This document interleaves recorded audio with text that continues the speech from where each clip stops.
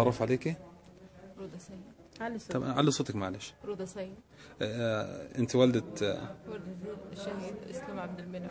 تمام حضرتك. تمام. انت اتصلوا عليك قالوا ان الجثمان وصل هنا في اسيوط. تمام. قالوا ولدك تعيش انت. تمام. بعد كده هو رحنا نستلم الجثة ما لقيناهاش هي. قالوا تعالوا شوفيها، رحت اشوفها ما لقيتهاش هي. انا عاوزه دلوقتي الجثة بتاعت ولدي. انت رحت شفتها فين حضرتك؟ المستشفى. مستشفى الإيمان العام.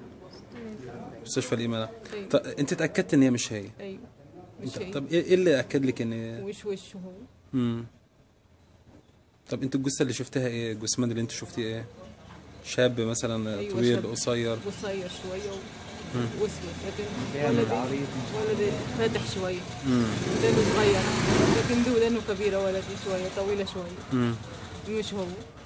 راسه صغيره دو، لكن في علامه دوامه في راسه هنا. ده ابنك؟ ايوه. وفي تعويره هنا زي غرزه في وشه؟ في الحته دي. جنب الدوامه دي ما فيهوش. طب انت حضرتك بتطالب بيه دلوقتي؟ انا طالب دلوقتي عاوزه يشوفوا لي ولد عايش ولا ميت ولا ايه بالظبط. عاوزه اشوفه بالظبط، اشوفه ميت اطمن واشوفه. عايش اشوفه برضه، متعور اشوفه. هذا اللي طالباه. مصاب. تمام. احنا بنشكرك حضرتك. الله يخليك.